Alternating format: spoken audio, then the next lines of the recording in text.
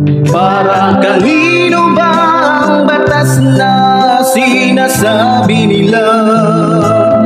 Para kanino ba ang batas na nilikha?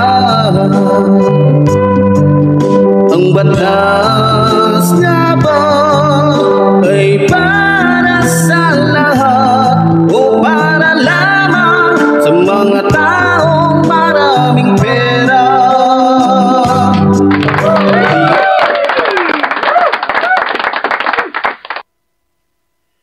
Okay, mga minamahal ko mga kababayan, magandang umaga po sa inyong lahat, lalong-lalo na po sa ating mga kababayan Luzon, Visayas, Mindanao na lagi po natin nakakasama sa bawat araw po na tayo po mayroong mahalagang pinag-uusapan dito po sa ating programa ang Reaction Mo Birado Ko. At syempre binabati din po natin maging ating mga kababayan sa abroad na lagi po natin nakakasama sa bawat araw po na tayo po mayroong mahalagang pinag-uusapan dito po sa ating programa ang Reaction Mo Birado Ko. Okay, good morning din po, lalong-lalo na sa ating mahal na Pangulong Ferdinand Marcos Jr., maging sa ating minamahal na First Lady Lisa Araneta Marcos. At syempre sa ating ginagalang na Congressman Martin Romualdez, saan ka man po naroroon ngayon, sana'y malagpasan mo ang mga pagsubok na ito sa iyong buhay.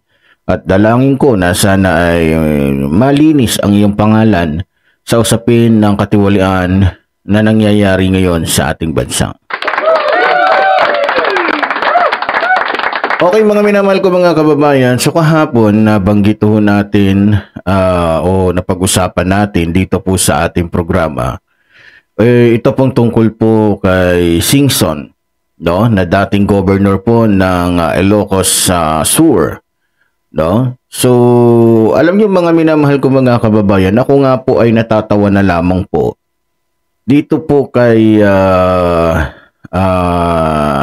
Singson. Kasi pag nagsalita siya, akala mo, napakalinis po niya mga minamahal ko mga kababayan.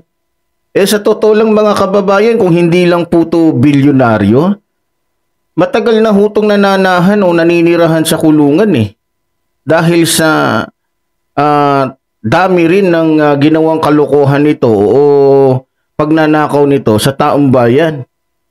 Di ba? Akala nyo ba nung naging gobernador ito, hindi po to naging tiwali? Naging tiwali ho ito. Mga minamahal kong mga kababayan Oo. Kasi baka akala ng lahat, yung nagsasalitang ito si Singson, malinis. No? Kasi pag nagsalita, minsan kasi, kadalasan ho ng mga involved sa katiwalian at talagang gumagawa ng katiwalian, yun po yung magagaling magsalita, magagaling mambato, magagaling manghusga, magagaling magsalita na ito yung gagawin, ito yung ganyan. Diba? Alam na alam po yan ng mga taga Ilocos Sur. Pero doon sa mga bagong sibol, mga kabataan, gusto ko lang pong sabihin sa inyo kasi ginagamit po nila ngayon mga kabataan. Sasabihin kabataan ng Pag-asa, totoo naman yan. Sinabi yan ni Jose Rizal pa nung panahon niya Pero iba ngayon, ang kabataan ginagamit ng mga kawatan. Ito naman mga kabataan, kapag kulang sa research, pag kulang sa ayun, sasabay-sabay lang, welga-welga. Siyempre, alam mo na, minsan may mga kakulitan, may mga, di ba, may mga kalandian minsan yung iba. Gusto lang sumabay para lang sabihin na matapang, para lang sabihin na merong alam. Hindi man ako tutol doon sa sinasabing ang mga kabataan ng Pag-asa ng ating bayan. Pero ang nangyayari kasi, ang mga kabataan ngayon na nagiging pag-asa ng mga kawatan. Natatabunan yung kanilang katiwalian, ginagamit yung mga kabataan para tirahin yung ibang mga congressman, ibang mga politiko para lamang matabunan yung totoong kawatan. Di ba? Sa mga hindi nakakaalam, sa mga nagtatanong, siyempre magtatanong ka, hindi nga, totoo bang mayroong katiwalian niyang si Simpson o si Singson nung panahon na siya ay gobernador pa? Siyempre meron. Hindi naman po tayo magsasalita dito nang walang walang batayan. Di po ba? So ito mga minamahal ko mga kababayan, dito po sa ating screen. Yan, para wala po kayong masabi ha. Kung tama po tayo, nakasulat po yan. Mababasa po yan. Masisearch nyo rin po sa Google. O Google. Nabang tawag yan po. Google, Google. Pareho lang yan. O, di ba? So, ito'y tungkol po sa tobacco excise tax funds. No? Kung di ako nagkakamali, base dito, noong Hulyo 2013, sinampahan ng kasong graft ng Office of the Ombudsman si Singson kasama si Gracias Victor Sabelliano dahil sa di umano'y maling paggamit ng 26 milyong pondo. Ang pondo ay bahagi ng kita ng Ilocos Sur mula sa tobacco excise tax ng pambansang pamahalaan noong kanilang panunungkulan bilang gobernador. Ayan. So, sabi dito, ayan. Ayon sa ulat, si Singson na naglingkod bilang gobernador mula 1998 hanggang 2001 ay sinampahan ng 3 bilang ng graft. Biro mo, tatlo ha? Tatlo yung kinaso sa kanya. Siya ay inakusahan ng paglabag sa Republic Act number 3019 o ang Anti-Graft and Corrupt Practices Act dahil sa paglilihis ng pondo ng publiko sa mga hindi natukoy na proyekto sa ilalim ng isang kumpanyang Multiline Food Processing International INC. O yan. So dito, base dito po sa ating mababasa, di umano'y gumawa si Singson ng 4 na kasunduan na nagkakahalaga ng 24.18 million sa nasabing kumpanya noong 2001. Gayunpaman, pareho silang napawalang sala ng sandigan noong August 2014 dahil sa malaking pagkakaantala bago formal na binuksan ng ombudsman ang paunang investigasyon sa reklamo noong 2012. Alam niyo ba kung anong nangyari dito mga minamahal kong mga kababayan? Alam niyo ba kung anong nangyari dito? Kaya po sila na-absuelto dahil ang technique po nito ni Singson ay technique din po ni Rodrigo Roa Duterte. O technique din ng mag-amang Binay. Na kung saan babayaran yung isang huwes, babayaran yung judge, patagalin nyo. Para hindi mapabilis yung kaso. Kasi pag napabilis yan, mahahatulan agad kayo, makukulong ako. Kaysa makulong ako, magbabayad na lang ako every year. Halimbawa, every year magbabayad na lang ako ng 5 million. Huwag lang akong makulong. Basta laya lang ako. Yan ang nangyari ngayon kay Jinggoy. Pinatagal yung kaso niya hanggang sa naging ending. Bago nagkaroon ng resulta, wala na. 'Di ba? So yan ang nangyayari, yan ang technique ng mga politiko. Pero sa totoo lang, marami po sa mga kababayan niya mismo diyan sa Ilocos Sur at talagang galit na galit sa kanya. Pero dahil kahit anong galit nga nila, dahil mapera to, kaya niyang bayaran yung ibang mga kababayan niya dyan na mukhang pera, nananalo pa rin siya. Pero sa kabilang banda, hindi na rin siya tumatakbo na gobernador dahil sukang-suka na talaga yung kanyang mga kababayan sa kanya. Kaya minabuti na lang niya na wag nang tumakbo sa politika. Dahil talagang sinusuko na hindi na makaya yung kanyang kawalangian. Pero pag nagsalita, mga minamahal ko mga kababayan, tignan nyo naman. 'Di ba? Tignan nyo naman pag nagsalita. Wagas na wagas, akala mo naman, malinis. Yung kasong graft, alam nyo ba kung ano ibig sabihin ng kasong graft? May kahulugan po yan. Malalim po ang kahulugan ng graft. Mga minamahal ko mga kababayan. Okay, dito po sa ating screen. Yan. Oh. Base po dito, ang graph ay iba't ibang may ibang kahulugan, no? Depende sa konteksto, ngunit karaniwan itong tumutukoy sa mga sumusunod. Yan. Sa politika at pamahalaan, ito ay isang uri ng korupsyon. Yan.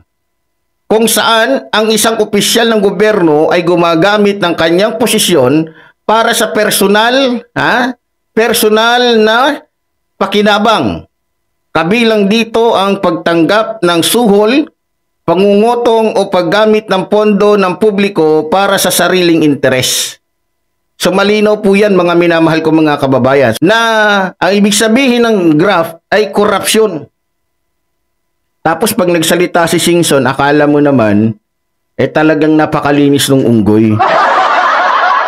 Samantalang kung ikukumpara natin yung pagmumukha niya kay Pangulong Ferdinand Marcos Jr., napakalayo. Pati pag-uugali. Isang uod na lang pipirma dito sa taong to eh. Nagagawa pang manira, nagagawa pang magsinungaling. Nagagawa pang magpanggap na akala mo'y napakalinis. Diba? Kaya matatawa na lang ho tayo sa ulupong na ito. Kala mo talaga kung sinong malinis. Talaga naman. So, eto. Para maintindihan po natin, mga minamahal kong mga kababayan, eto po, pakinggan po natin yung naging pahayag po nito pong ni Singson. Yan. So, para malaman po natin kung ano po ba talaga yung pinaka dahilan kung bakit po nagnganganak-ngak ito pong Tolonges na ito at ano yung pinaka dahilan kung bakit siya nagkakaganyan na para bagang meron siyang masamang plano, di ba? So, dali lang ito. So ito na mga minamahal kong mga kababayan, no? Pakinggan ho natin yung kanyang sinasabi. Okay. Weak president dahil hindi niya na-implement ang batas eh. Oh, weak president daw. Paano siya? 3 taon na siya. Bakit ngayon lang niya napuna yan eh? Ang budget siya unang titingin. Siya nagpapa-implement sa Senate at Congress. Dapat alam niya yan, hindi niya alam. Mahirap ang presidente yan, hindi niya alam. So ibig sabihin, hindi ikaw na malakas kasi mas alam mo. Sabi niya weak leader daw, mga kababayan. Weak leader. Kasi hindi daw napapa-implement ng ating batas yung batas. Hindi daw napapa-implement ni Pangulong Ferdinand Marcos Jr. yung batas. Bakit? Noong panahon ni Rodrigo Roa Duterte, napa-implement ba niya yung batas? Anong batas ba yung napa-implement ni Rodrigo Roa Duterte? Di ba batas MPE yun? Hindi naman batas Pilipinas yun. Halos lahat nilabag niya na eh. Bakit hindi siya nag-react noon? Kasi takot siya kay Rodrigo Roa Duterte. Yun lang yun. Di ba? Oo. Yung budget daw, bakit daw hindi alam? Samantalang bago daw yan na ibigay, yan daw ay nire-review. Tama naman. Bago yan ipapipirmahan mo na yan sa Pangulong Ferdinand Marcos Jr. Pero ang tanong, pagdating ba doon sa baba, pagdating ba doon sa mga na yan, alam niya na kung anong pinagagawa ng mga yun? Trabaho ba niya na bantayan? O ito, saan niya? Trabaho ba niya yun? Natural, babasahin niya lang doon. Ito ang pondo na to para sa distrito ni ganito, ito ay para sa mga tulay. Itong budget na to para dito sa mga basketball court, para sa ganito ganyan, etc. Pag nabasa ng Pangulo yan, hindi niya trabaho na puntahan yung bawat area na yan, lahat ng mga proposal na yan para sabihin lang na totoo ngang may ganyan. May nakatoka po dyan, mga minamahal ko mga kababayan. Hindi niya trabaho na pagkatapos niyang basahin yung mga ano doon, mga proposal doon, hindi niya trabaho na tanungin isa-isa yan dahil hindi naman ginagawa ng kahit ng mga nauna pang mga pangulo yan. Meron siyang mas mabigat na responsibilidad dahil merong nakatoka dyan kaya hindi niya ginagawa yan. Tama? Oh. Ngayon, nung bumaba na doon, malay ba ng ating Pangulo na yung mga proposal na yan ay kasinungalingan lang at ibubulsa lang ng ilang mga politiko na hindi naman niya saklaw ang mga kaisipan, hindi niya saklaw ang kanilang mga kaluluwa. Halimbawa na lang, bibigyan ko kayo, si Sara. Hindi ba? Bakit binigyan si Sara ng napakaraming budget? Sinobrahan pa nga. Naalala nyo? Nag-propose si Sala. Si Sala tuloy. Si Sara. Ano sabi ni Sara Duterte?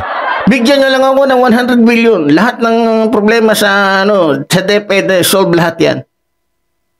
O di, dahil nagandahan ng ating Pangulo, nagandahan yung mga congressman sa kanyang proposal, dahil solve nga daw lahat eh. Nagpadala sila sa kayabangan ng isang malandi. Eh di sinobrahan, binigyan ngayon ng 600 billion. O saan napunta 600 billion? May nagawa ba? Wala. Saklaw ba ng ating Pangulo yung isip ng Vice Presidente? Hindi. Alam ba niya yung gagawin ni Sara? Hindi. Eh mukhang gustong sabihin ni Singson itong tarantado na to, na dahil siya yung Presidente, kontrolado niya lahat ng utak ng mga nasa palibot niya. Pero pag ganun, bobo pala tong hinayupak na to eh. Alam mo, nakikita ko, nagpapapansin lang po tong hinayupak na to. Sumasabay lang ho to dahil meron po tong personal na galit. Mamaya-maya po malalaman nyo na. Sige, tuloy po natin yung kanyang mga sinasabi na puro kalokohan. Budget, iuutos ang presidente sa DBM. DBM gagawa ng project upon instruction of the president. I-re-review muna, magre-review dyan, presidente. Ipapasa niya sa Kongreso at Senado, mga kasama niya lahat. Sino hindi sumusunod doon? Ngayon, bibintangan niya ibang tao. Alam niya lahat yan eh. Kaya may Alzheimer kako dahil minensyon niya yung graft and corruption sa flood control. Kasama siya, nakalimutan niya eh. So, yun. Dito, todo-todo na po yung kanyang paninira. So, gusto niyang sabihin na yung mga congressman, mga senador lahat, kontrolado niya. Sasang-ayon daw sa kanya lahat yon kasi siya ang Pangulo. Sira ulo ka ba? Sigurado ka susunod si Bongo kay Pangulong Ferdinand Marcos Jr.? Gago ka pala eh. Si Amy susunod kay Pangulong Ferdinand Marcos Jr.? Si Bato? Si Robin susunod? Alam... Matindi po tama nitong taong ito, mga minamahal ko mga kababayan. Talagang nilulubos po niya yung kanyang paninira sa ating mahal na Pangulo. Alam nyo, obvious na obvious po eh. Wala na sa lugar, wala na sa hulog yung sinasabi po ng matandang ito na isang pirma na lang. Ewan ko ba kung bakit hindi pa mamatay-matay itong hayop na to. Diba? Tuloy natin mga minamahal ko mga kababayan. Magprotesta dahil sa ang gobyerno natin, wala nang mangyayari. Sigurado ka? Dahil walang isang salita ang presidente. Walang isang salita yan. Ba't ka maniniwala? Siya nagsabi, nakakaya kayo. Dapat nakakaya tayo eh. Tignan mo, doon pa lang, sablay na siya eh. Ba't dinadamay niya yung mga sibilyan? Yan, ang linaw-linaw naman nun, ang pinatatamaan ng ating Pangulo na mahiya naman kayo. Hindi naman mga Pilipino, kundi yung mga Pilipinong politiko na nagnanakaw sa pera ng taong bayan. Ay, Diyos ko po. Diba? Tas sabi pa niya, wala daw paninindigan, wala daw isang salita. Bakit? Yung Pangulo niya noong nakaraang taon, meron ba? Hindi, itong tanong ko, yung Pangulo niya ng mga nakaraang taon, meron bang paninindigan para magsalita siya ng ganyan? May gusto lang po kung linawin na. Kasi parang nagsasalita siya na para bagang yung nakarang administrasyon, lahat ng kanyang ipinangako, naging totoo. Lahat ng kanyang sinasabi, totoo. Ha? Okay, dito po sa ating screen, may papakita lang po ako sa inyo. Ha? Yan, basahin po natin ha. Malinaw po yan. So ayon po dito, maraming grupo at kritiko ang nagsabing hindi natupad ni dating Pangulong Rodrigo Roa Duterte ang ilan sa mga kanyang mga pangako noong panahon ng kampanya. Okay. Kabilang na sa mga ito ang pagpuksa sa iligal na droga at korupsyon, pagpapabuti sa kalagayan ng mga manggagawa at pagtatanggol sa soberenya ng Pilipinas. Yan. Okay para malinaw kasi mukhang pinalalabas ni Singson na yung kanyang pangulo noong nakaraang taon na sila pa yung pangulo o siya pa yung mawak sa bansang ito ay lahat ay natupad niya at lahat ng pangako niya ay nagawa niya. Lilinawin ko lang para po sa kaalaman ng lahat. So okay dito. Sabi po dito, narito ang ilan sa mga pangakong sinabing hindi natupad. Ni Rodrigo Roa Duterte. Ito. Pagpuksa sa iligal na droga at korupsyon. Isa sa mga pangunahing pangako ni Duterte ay ang pagpuksa sa iligal na droga, krimen at korupsyon sa loob ng 3 hanggang 6 na buwan. Biro nyo sa sobrang kayabangan. Gayunpaman, ayon kay dating Senador Antonio Trillanes IV, lumala pa ang problemang ito at binanggit niya ang mga controversial na kasunduan ng Pharmaceutical Group at ang di umano'y korupsyon sa PhilHealth bilang patunay. Diba? Naalala niyo yun? Nagkaroon ng katiwalian sa PhilHealth na kung saan daan-daang bilyon po ang pinag-uusapan doon na hindi nila masabi kung saan nila nagamit. Yung tungkol sa katiwalian ng Parmali. Sabi niya, aalisin niya yung korupsyon. Lumala nga. Paano hindi lalala? Si Michael yung namumuno sa katiwalian doon. Yung economic advisor niya na ginawang negosyo nga talaga. Yung kanyang posisyon bilang economic advisor. Ito pa. Karapatan at kapakanan ng manggagawa. Binatikos din si Duterte dahil sa hindi niya pagtupad sa pangako na wakasan ang contractualization o ENDO. Sa halip, nagkaroon umano ng red tagging at pagpatay sa mga lider ng manggagawa. Bukod pa rito, nabigurin siyang taasan ang sahod ng mga manggagawa at isulong ang isang epektibong programa sa reforma sa lupa. Tingnan nyo. Bakit hindi nagsalita si Singson noon yan? Bakit hindi siya nagsasalita ng katulad na sinasabi niya ngayon? Samantalang ang mga kababayan niya kasama dun sa pinangakuan ni Duterte. Ito pa. Pagtatanggol sa soberenya ng Pilipinas. Ang sinadyang pagpapabaya na ipinagtanggol ang soberenya ng Pilipinas laban sa China sa West Philippine Sea ay isa ring binatikos na hindi natupad na pangako. Ayon sa mga mangingisda, nahaharap sila sa panggigipit mula sa Chinese Coast Guard at nawalan ng kabuhayan. Tingnan nyo.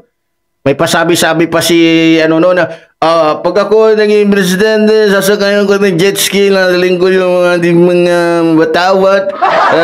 Nagpabudol naman yung mga Pilipino.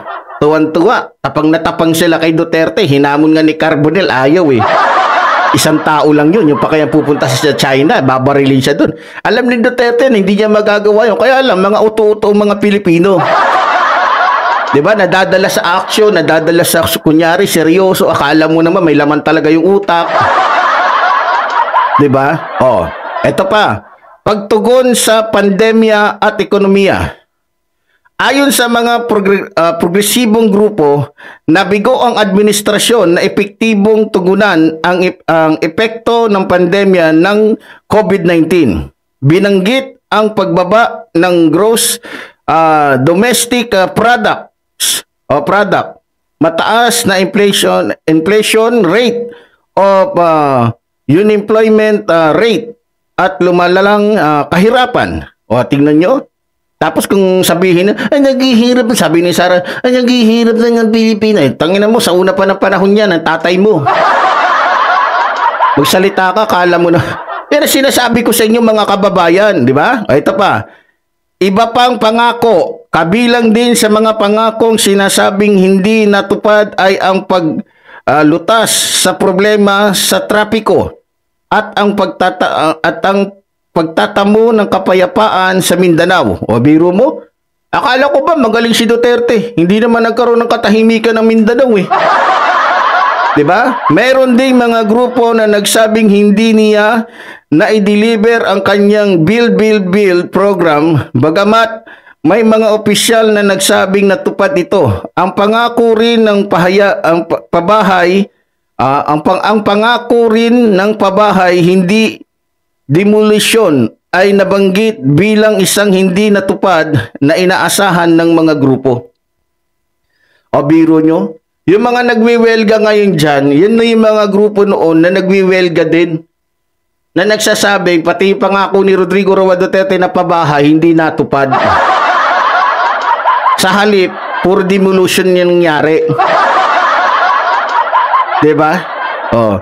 Ito yung sinasabi ko sa inyo mga kababayan na magaling lang po silang magsalita.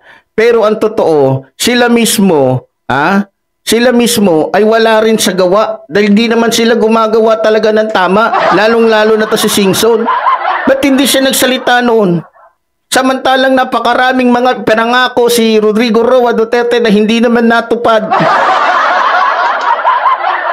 Kasi may pinipili siya. Kasi takot siya kay Duterte, kay Bongbong Marcos hindi, kasi napakabait, napakamakadiyos, makatao. Kaya nga ito nga ang masama dito, kung sino pa yung makatao, makadiyos, at mahinhin, magalang, yung pa yung tinitira ng mga buwisit, mga hayop, mga siraulong mga politikong katulad nito. O, eto pa. Pakinggan natin yung sinasabi ni Singson na mukhang kabayo. O, andali lang mo ha. Okay, yan. Wala isang salita yan. Wala ka maniniwala? Okay, nadaanan natin to. Siya nagsabi, nakakaya kayo. Dapat nakakaya tayo eh. Dinadamay mo pa yung iba. Yung sila Diskaya, sila ang kontraktor niya eh. Abodor kami lahat. Gaano nagsimula, Gop, yung pag-atas po ninyo sa Pangulong BBM? Ito na. Pagkahamon niya sa China. China, laking tulong sa atin ng China. Uy. Kaibigan natin ng China. Uy, kaibigan daw natin. Walang ibang tutulong, hindi sila. Uy. Wala tayong laban dyan. Uy. Kaya hamunin. Damay tayo lahat dyan. Pag ginero tayo. Lahat. Yun naman palang dahilan niya. Maka-China naman pala to eh. Ayan, ang linaw-linaw na ngayon ha. Kaya pala nag-iingay itong mukloy na to. Sabi niya, malaki daw na itutulong ng bansang China sa atin. Ha? Talaga lang ha? Malaki na itutulong, namumutol ng daliri. Pero nakuha ko yung pinakapunto ha, kaya siya ayaw niya na kay PBBM. Kasi natatakot siyang girahin tayo. Natatakot siyang mawala yung mga ari-arian niya, yun ang katotohanan. Kaibigan daw natin ng China, ikaw lang. Dahil mukha kang puwet ni Xi Jinping. Mukha kang tubol, mukha kang tae, mukha kang igit ng mga Chinese Coast Guard. Malaki daw ang tulong. Kaya, Diyos ko po. Para sa kanya, nakakatulong yung ginagawa ng bansang China na inaagaw yung sarili nating lupain. Kundi ba naman bobo, siraulo, gago yung buwisit na to? Nasaan na kaya utak nito? Baka nakalimutan niya na may utak siya. Baka ang gumagana na lang sa kanya ay yung kanyang pagiging demonyo. Aba, kaya kaya daw siya umalis sa ating Pangulo nung hinamon daw ng ating Pangulo ang bansang China. Sira ulo ka ba? Kailan ba naghahamon ng mga Pilipino sa isang bansa? Ni minsan hindi ginawa ng kahit sinong Pangulo na hamunin ng kahit sinong bansa. Ang bansa natin o mga naging Pangulo natin dito sa ating bansa, lahat po yan mababait pagdating sa diplomasya, pagdating sa pakikipagkaibigan sa ibang bansa. Kaya lang naman nagalit, paghahamon ba yung tawag doon nung sinabi ni Pangulong Ferdinand Marcos Jr. na hindi tayo papayag na agawin ng sino mang bansa ang ating teritoryo? Paghahamon ba yun sa bansang China? Sira ulo ka palang, gago ka, naging Pilipino ka ba talaga, Singson? Hampasin kita sa ulo dyan eh. Biro mo, simple lang yung dahilan. Kaya siya umaklas, kaya siya nagagalit sa ating Pangulo. Baka daw girahin tayo dahil hindi daw dahil daw sa hinahamon ng ating binaliktad pa niya. Pangulo pa natin ngayon ang naghahamon. Diyos ko po. Baka nakalimutan ni Singson na kaya lang nagsalita si PBBM dahil gusto niya sabihin sa bansang China na ang inaagaw ng bansang China ito talagang pagmamay-ari natin. Palibasa kasi itong hayop na to, wala itong problema. Hindi siya mangingisda, kaya hindi siya napupurhisyo, hindi siya yung binababoy, hindi siya yung binabalahura doon sa West Philippines Sea. Kaya para sa kanya, wala siya pakialam kung makakuha man ng isda yung mga mangingisda natin. Basta importante, walang gera, walang kahit ano. Eh, hindi pala kaya nitong ipagtanggol yung sarili niyang bansa. Dapat sinusunog ng buhay to si Singson. Ito yung dapat na sinusunog ng buhay. Dahil kung buhay lang po ngayon, kababayan din naman nila si General Luna. Sa totoo lang, ito yung unang tutuliin ho sa lahat ng naging gobernador. Ito yung unang matutuli talaga ni General Luna. Nagtatatapang ka kay Pangulong Ferdinand Marcos Jr., hindi ka na nahiya. Yung Pangulo mo, iniluluwa mo para lamang kainin yung bansang China. Diba? Diyos ko po, ano na kaya utak ng hayop na to? Ito pa yung isang dahilan yan. Nabudol kami lang sa presidential table. Ang ayaw ko lang na ginawa niya, alam nyo, hindi ko... Yan. Ito na yung punto na kung saan inamin niya na. Isa din sa, maliban dun sa ayaw niya tayong... dahil sa kinalaban daw ng ating Pangulo ang bansang China, na sabi nga niya nakakatulong dahil para sa kanya nakakatulong yung Pogo. Kasi balita ko, mga minamahal ko mga kababayan, itong si Singson ay isa din sa namumuhunan sa mga Pogo-Pogo na yan. No? Kaya nagalit din siya ng palihim dahil kumbaga humanap lang to ng paraan. Hindi niya masabi no, nako dahil sa iyo PBBM yung aking puhunan sa Pogo nawala. 'Di ba? Nawala. Ngayon, eto na yung isa sa pinakadahilan kung bakit galit siya sa ating Pangulo. Ito yung dahilan na dito niya na po, kumbaga nadulas yung kanyang dila dito. Eto na. Hindi ba insulto ginawa sa akin? Nagpunta kami sa Japan. Labas lang sa presidential table. Ito niya lahat. Si Sandro, Manong Chavit is here. Ginano niya, hindi niya ako pinansin. Ang mga overseas workers, bastos naman ang presidente niya. Oy, galit na galit siya dahil hindi siya pinansin. Gusto pala niya dahil siya si Chavit Singson, the mayaman, bilyonaryo. Gusto niya pansinin siya ng Pangulo. Tapos gusto niyang sabihin, ginamit pa niya yung mga overseas worker. Sabi, bastos naman tong presidente to. Talaga lang ha. Bastos na yung tawag doon. Mukha naman mas bastos naman pakinggan siguro sa isang Pangulo na minumura mo ang Diyos. Mas bastos naman siguro sa isang Pangulo na ipakita mo sa mga Pilipino na inaabuso mo ang iyong kapangyarihan. Halik ka ng halik ng mga babae kahit ayaw naman makipaghalikan sa'yo. Napakabobo po talaga ng taong ito, mga minamahal kong mga kababayan, na kung saan yung mukha niya, mas maganda pa yung puwit niya. Nagtampo ba ako? Hindi. Ayun sinasabi mo na... Sa tingin mo, hindi ka nagtatampo niya? Hindi ka nga nagtatampo. Nagkikim-kim ka lang ng galit at ngayon mo lang nilabas. Pinapasok ko sa PCSO, director lang. Dahil chairman ng PCSO yung kapatid ko noon. Ano niya yun? Director lang. Ang dami naman yan eh. Sabi naman ni Special Assistant to the President, nagdamay, sigurado na yan, Manong. Sinabi ng Presidente, sigurado na yan. Isa-isa may na-appoint na director. Umiiyak yung bata. Sigurado na yan. Pag nakita, puro sigurado. Tapos, di na sumasagot. Yung sekretary niya. Nakita kami, yung sekretary niya, tinakpan na yung mata. Wala naman tinupad. Nagalit ba ko? Hindi. Director lang. Ang laki. Hindi siya nagagalit sa lugar na yan, ha? Alam niyo, Kung sinong mambubudol dito, eto pong taong ito na kung saan may mga kaso ng Grab na kaya lamang nawala dahil binayaran niya. Maniniwala ka, tandaan ninyo palagi mga minamahal ko mga kababayan, yung mga taong katulad dito, tuso po ito. Magaling din po ito gumawa ng mga istorya, lalong-lalo na kapag hindi nakukuha yung kanilang mga gusto. Wala po yung pinagkaiba dito po kay Vic Gonzales. Gonzales ba? Maging dito kay Maharlika. Dahil hindi na ibigay yung gusto na hinihingi nila, ayun, nagwawala na. Gusto nang sirain ng administrasyon. Nakakaloka talaga. Di ba, mga kababayan? Nakakaloka. Eh ngayon, lumabas din yung katotohanan na kaya pala siya nagsasalita, kaya pala siya kung ano sinasabi niya. Dahil unang-una, dahil sa kinaaway daw ni PBBM ang bansang China. Ano kayang pakinabang nito? Siguro malaki ang pakinabang nito sa mga pogo. Kasi simula lang na inalis yung pogo dito, dumistansya na po ito eh. Parang galit na. Siguro malaki rin ang pinuhunan nito sa pogo.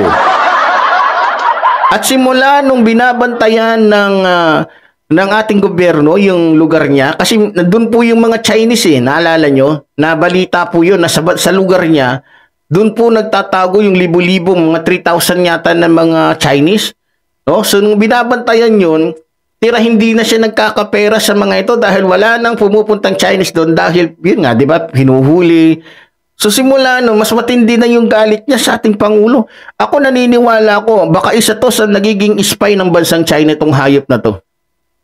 Sa totoo lang. Biro mo hindi niya kayang panindigan ng kanyang sariling bansa. Nagalit siya sa ating Pangulo dahil kinalaban daw ang bansang China. Paano hindi kakalabanin? Kahit naman sinong matinong Pangulo, kakalabanin talaga yung isang bansa na kung saan umaapi ng aabuso ng bababoy, ng babalahura sa mga kababayan natin Philippine Coast Guard, maging sa ating mga kababayan ng mga gisda. Anong gustong gawin nito ni James Nisingson? Gayahin yung ginawa ni Duterte na imbis na payagan yung mga kababayan natin na mangisda sa West Philippine Sea, nagbaba siya ng isang batas na bawal mangisda ang ating mga mangingisda doon sa West Philippine Sea na tayo ang nagmamayari. Yun ba ang gusto niya mangyari? Ay, iisa utak ng mga to. Dapat sa mga ito, dapat ikulong na rin to. Magsama sila ng kanyang bossing doon sa grabe. E di lumabas din yung katotohanan, lumabas din yung mga dahilan, kung anong dahilan, kung bakit nagsasalita ito ng ganito, kung bakit siya naninira ngayon sa ating mahal na Pangulo. Eh meron palang mga hiningi ito na hindi natupad. Hindi daw siya galit, pero kitang-kita naman po sa kanyang mga reaksyon, iba po yung kanyang sinasabi sa kanyang reaksyon. Diba? Sana yung nakapagbigay linaw po ito, kasi maraming, bakit ba ganun si ngayon? Ayun ang dahilan.